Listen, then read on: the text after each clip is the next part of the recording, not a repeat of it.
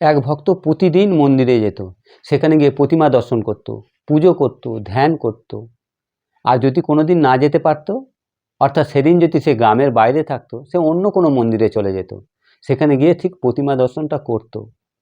একদিন সেই ভক্ত পূজারীকে বলল, আমাদের মন্দিরের পরিবেশটা নষ্ট হয়ে গেছে, এখানে ভক্তরা আসে বটে, কিন্তু তাদের সেই ভক্তি শ্রদ্ধা আর নেই।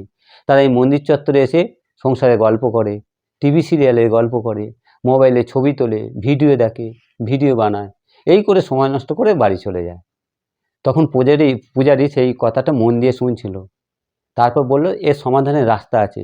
তুমি কালকে যখন বাড়ি থেকে আসবে না, একটা প্রদীপ জ্বেলে নিয়ে আসবে, দেখবে রাস্তা যেন প্রদীপটা নিভে না যায়।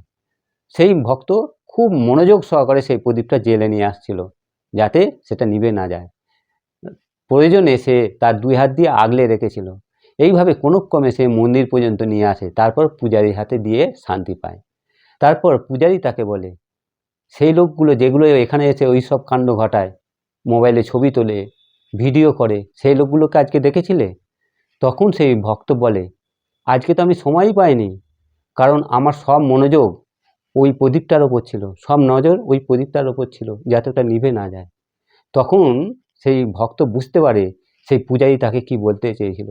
বন্ধুরা, তোমরা যদি জীবনে উন্নতি করতে চাও, সর্বপ্রথম তোমাদের নজর দিতে হবে একাগ্রতার ওপর, মনোযোগের ওপর, ফোকাসের ওপর।